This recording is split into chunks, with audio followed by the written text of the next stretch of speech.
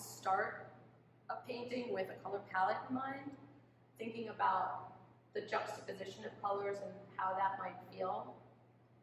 This new body of work sort of came about when I considered the possibility of not using color, but starting with a more neutral background, like a black and white, and really challenging myself to think more about the shades and the relationship of the shades.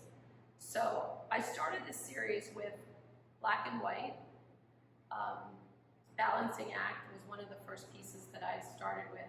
And as I started to play with the shapes and really think about the relationship from one shape to the next, I had to also draw from the experience that we were living in during COVID and thinking about how shapes relate to each other, similar to how people are. Sometimes distant, sometimes more connected.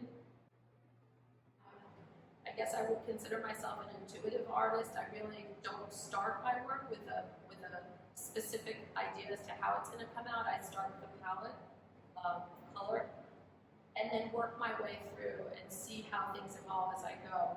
With Balancing Act, I knew that I was going to only work with black and white, and so the challenge was really to see what shapes would evolve, what would come out of not having that color to rely on.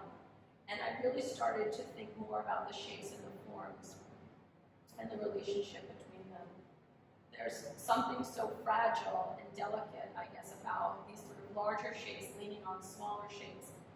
I wanted the sense of movement, and I also wanted that sense of fragility, which was very sort of very current. I felt that there was a sense of fragility just relative to what we were all going through during the pandemic. So that's sort of where this body of